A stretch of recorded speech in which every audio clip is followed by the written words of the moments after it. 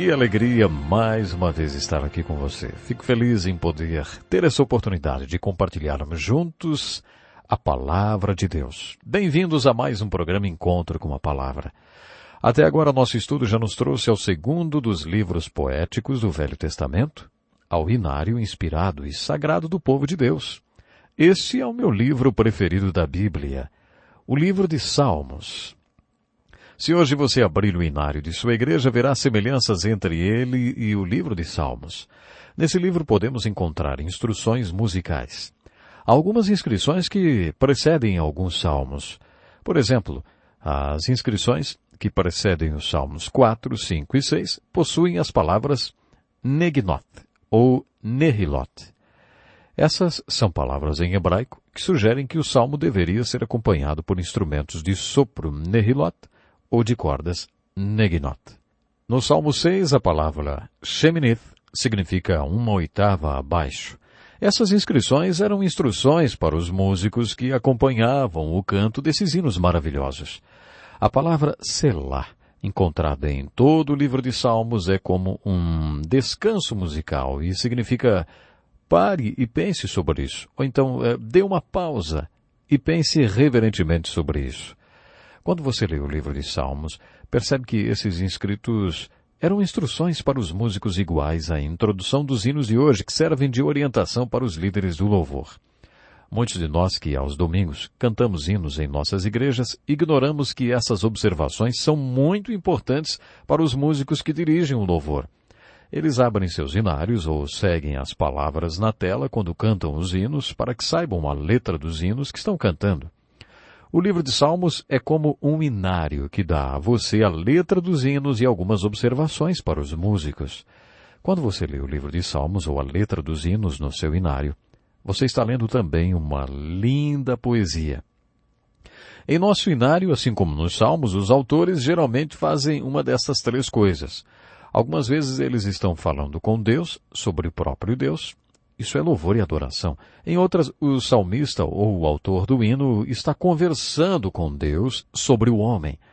Falar com Deus sobre o homem é oração. Há vezes nas letras dos hinos ou dos salmos em que o autor não está falando com Deus. Ele está falando com o homem sobre Deus. Falar com o homem sobre Deus é pregar. Sempre que você ler um salmo ou a letra de um hinário, pergunte-se, sobre quem o autor está falando? Algumas vezes o autor do hino ou o salmista está louvando, está falando com Deus sobre Deus. Outras vezes ele está orando porque estão falando com Deus sobre o homem. Outras vezes ele está pregando, ou seja, conversando com o homem a respeito de Deus. Perguntando e respondendo essa questão, você terá uma orientação a respeito da mensagem devocional do salmo.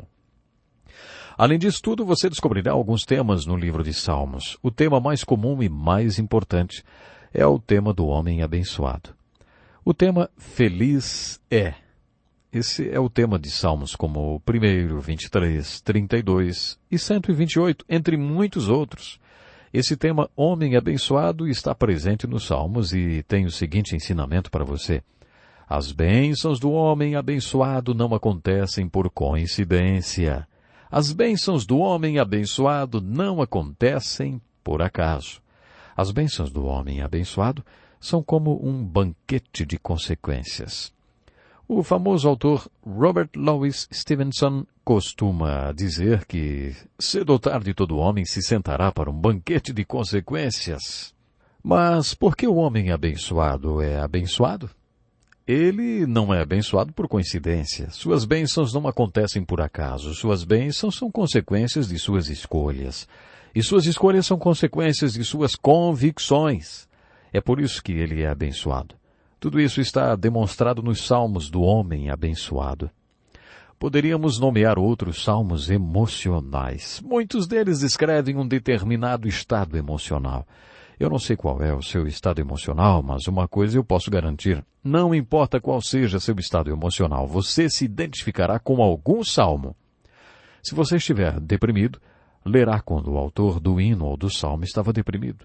Se você está agitado sob pressão, vai descobrir um salmo em que o salmista estava agitado e estressado. Você se identificará emocionalmente com os salmos. Quando você ler os salmos emocionais, descobrirá que o salmista estava sob um estado emocional pelo qual, muitas vezes, você também passa. Quando isso acontecer, faça a seguinte pergunta: o que o salmista fez com o estado emocional, hein? O que ele fez a respeito dessa depressão, do estresse que está passando, do medo ou desse outro sentimento? Deixe que o salmista seja um exemplo para você. Você pode fazer o mesmo para sair desse estado emocional negativo e que não faz bem para você. Alguns exemplos desses salmos emocionais são o 3, 4, 34, 51 e o 55. Mas um outro tema no livro dos Salmos é a adoração, quando o salmista está falando com Deus sobre Deus. Quando você lê esse cenário, descobre que não há muitos hinos que falam com Deus sobre Deus. Há muitos que falam com Deus sobre o homem. Muitos hinos de pregações falam com o homem sobre Deus, mas há uma certa escassez de hinos que falam com Deus sobre Deus. Nos salmos de adoração, você descobrirá que o salmista não está apenas adorando, ele está mostrando a você o que é adoração e como adorar. Ele mostrará o que acontece quando adoramos. Quando você estiver lendo os salmos, observe todas essas coisas. Os salmos 8, 63, 100, 103 e 107 são alguns dos salmos de adoração. Quando você lê esses salmos, os salmos do homem abençoado, os salmos emocionais e os salmos de adoração, você vai encontrar orações do salmista. Bem no meio de um salmo bem devocional, o salmista ora a respeito de seus inimigos. Ele diz coisas fortes sobre seus inimigos. Ele pede a Deus que acabe com eles. Você pode achar que alguma coisa está errada, porque aparentemente essas coisas não se encaixam com o Salmo.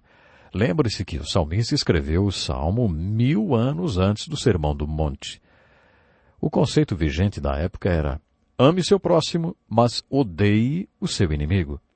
Você verá Davi dizer, depois de fazer lindas declarações: acaso não odeio os que te odeiam, Senhor?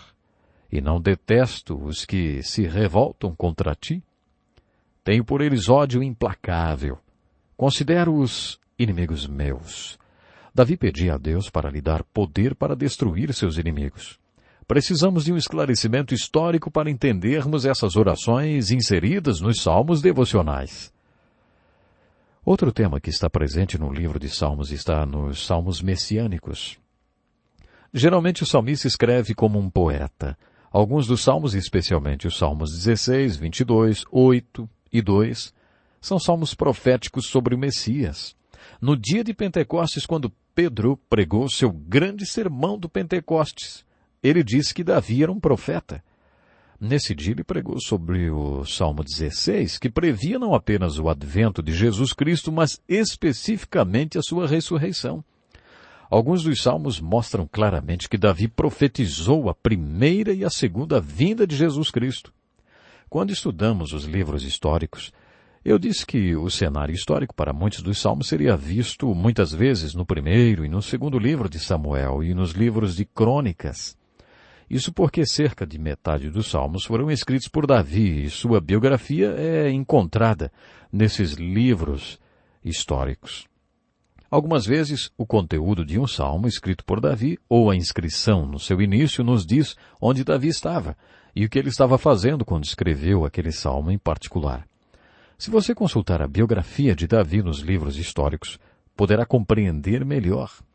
Mais informações sobre Davi no momento em que ele escreveu o salmo ajudará você a apreciá-lo mais e saber o que ia no coração de Davi de verdade. Essas informações adicionais ajudarão você a interpretar e a aplicar o salmo que você está lendo. Antes do Velho Testamento ser traduzido para o grego, isso cerca de 200 anos antes de Cristo, o livro de Salmos era dividido em 5 livros diferentes. Esses 5 livros eram Salmos 1 ao 41, Salmos 42 ao 72, Salmos 73 ao 90, Salmos 91 ao 107 e Salmos 108 ao 150. 73 desses salmos foram atribuídos a Davi. A Asaf foram creditados 12 e aos filhos de Coré 11. Os estudiosos acreditam que Ezequias tem escrito 10 salmos. Moisés, Esdras e Salomão escreveram um salmo cada um. Muitos são anônimos. Alguns salmos anônimos foram provavelmente escritos por levitas, que eram os ministros de músicas, que eram nomeados por Davi. Outros talvez tenham sido escritos pelo próprio Davi. De todos os 1189 capítulos da Bíblia, o Salmo 23 é o meu preferido. Vamos lê-lo. O Senhor é o meu pastor, nada me faltará. Deitar-me faz em verdes pastos, guia-me mansamente a águas tranquilas. Refrigera minha alma. Guia-me pelas veredas da justiça por amor do seu nome. Ainda que eu ande pelo vale da sombra da morte, não temerei mal algum, porque tu estás comigo. A tua vara e o teu cajado me consolam. Preparas uma mesa perante mim na presença dos meus inimigos. Unges a minha cabeça com óleo. O meu cálice transborda. Certamente que a bondade e a misericórdia me seguirão todos os dias da minha vida, e habitarei na casa do Senhor por longos dias. Este maravilhoso salmo é um salmo de pregação em que o salmista fala ao homem sobre Deus. O Salmo 23 é o salmo de um homem abençoado, e Davi foi um homem abençoado. Ele tinha tudo. Quais as coisas que você mais quer na vida? Pastagens verdes simbolizam as coisas materiais que necessitamos. Davi diz, em verdes pastagens me faz repousar. Muita gente tem pastos verdes com dores e úlceras, mas Davi disse, em verdes pastos e águas tranquilas. Ele tem paz e pastos verdes. Me surpreende ver que apenas poucas pessoas têm certeza que estão vivendo do jeito que deveriam viver. Aqui no Salmo 23 o salmista diz, eu sei que os caminhos nos quais estou andando são os caminhos corretos. Eles são caminhos de justiça para mim, tenho certeza disso. Davi conta que seu copo está transbordando. Isso é uma metáfora para alegria. Davi está dizendo que o homem abençoado é um homem feliz. Ele é feliz porque seu copo está sempre transbordando. Ele tem alegria todos os dias da vida. Essa primeira frase está dizendo, o Senhor é o meu pastor e eu sou uma ovelha.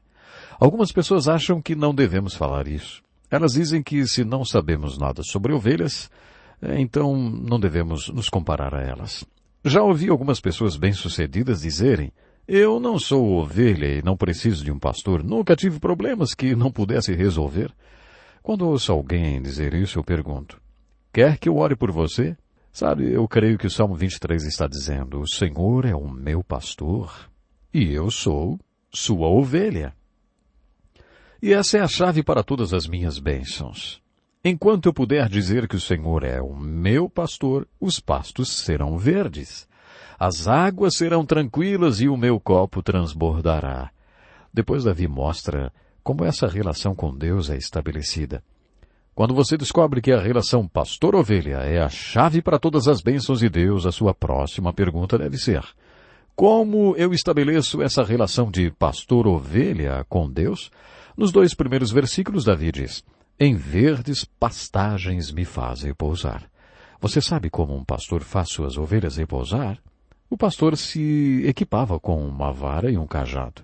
A vara era como um bastão com o qual o pastor protegia suas ovelhas contra predadores. O pastor usava seu cajado para guiar e disciplinar suas ovelhas. Uma das pontas do cajado era em formato de gancho, e a outra ponta era mais grossa e pesada. O pastor usava o cajado para corrigir o caminho das ovelhas. Quando o pastor queria estabelecer sua autoridade sobre as ovelhas, ele dava uma batidinha na cabeça da ovelha com a ponta grossa do cajado. E então ele dizia, deita. Certa vez ouvi uma história sobre um recruta na academia de polícia que se saiu muito bem no combate corpo a corpo. Quando o curso de artes marciais acabou, ele era o primeiro da turma. Ele procurou o treinador e disse, eu quero ser o melhor nisso, como é que eu posso melhorar, hein? O instrutor respondeu, você precisa de experiência. E o recruta perguntou, como é que eu consigo experiência? O instrutor respondeu, sai por aí pelo interior e tente bater em algum caipira. Então o recruta pegou o carro e foi para o interior. Quando ele viu um homem andando pelas suas terras, parou e foi até ele. O homem disse, tarde? O recruta respondeu, tarde? E já foi dando um golpe de lado no pescoço do caipira. O golpe fez o caipira cair de joelhos. O caipira então balançou a cabeça e disse, que é isso, moço?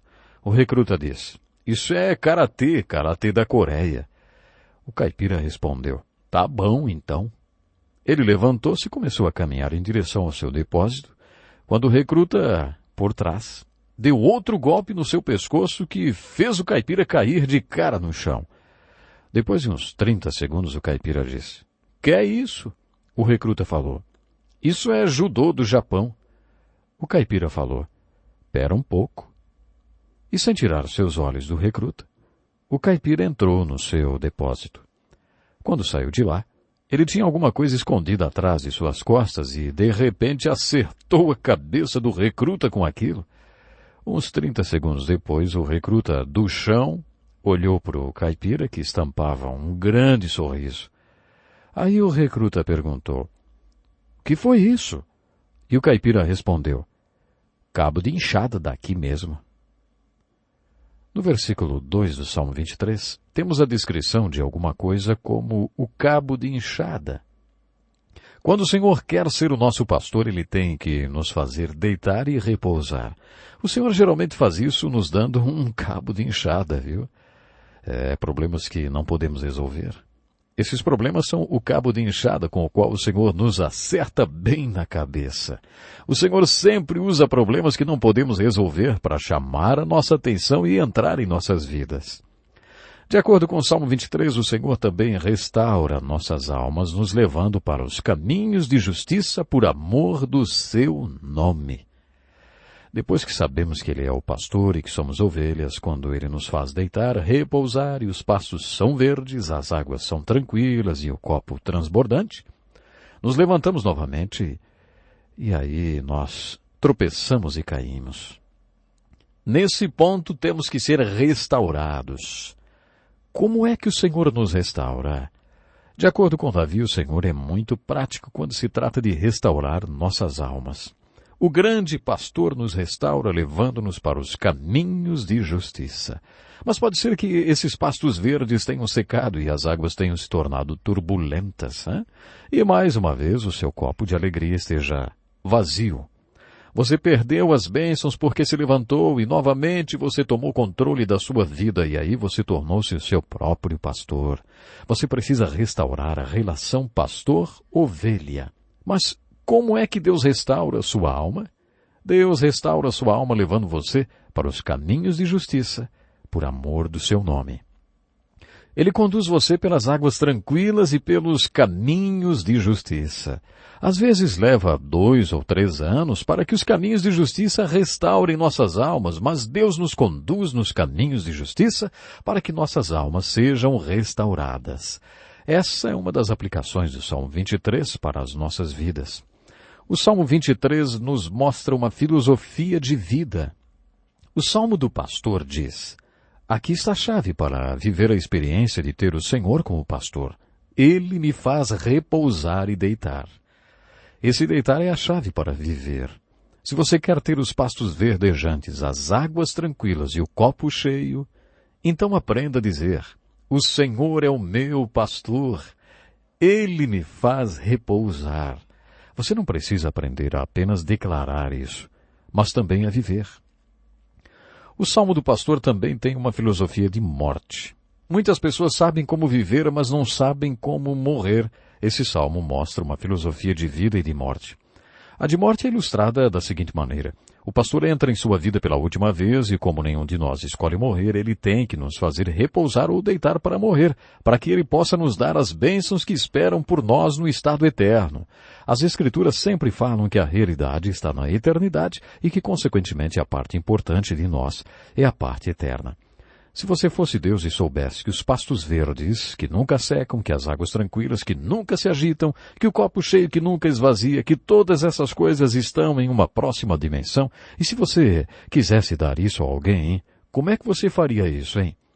Ninguém vai escolher morrer. Então você faz a pessoa repousar e deitar para a morte. Deus, então, pode dar as realidades eternas que duram para sempre. É assim que muitas pessoas veem o Salmo 23. Ele me faz deitar, repousar na morte, porque quer me dar as bênçãos eternas. O Salmo 23 nos dá uma prescrição contra o erro. Muitas pessoas sabem como viver e algumas sabem até como morrer, mas poucas pessoas sabem como errar. Muitas pessoas vivem com medo de errar. Elas não sabem lidar com o erro e quando erram, não se perdoam. Esse salmo nos mostra como errar porque nos ensina a nos aproximar do pastor e simplesmente dizer, preciso ser restaurado. O pastor então, com a ponta torta do seu cajado, conserta o nosso erro. O bom pastor nos restaura do nosso erro, levando-nos para os caminhos de justiça.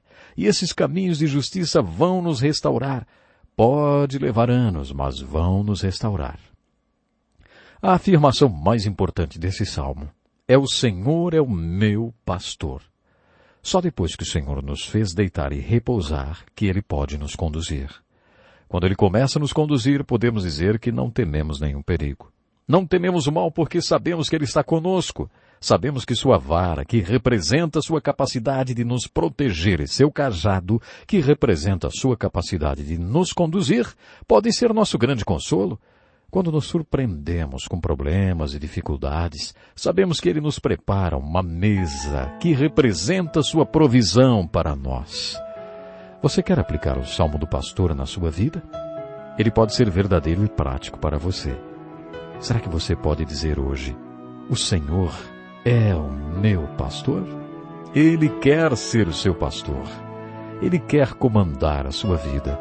Mas você precisa sentir esse desejo, abrir o seu coração e dizer, o Senhor é o meu pastor. Até o próximo programa.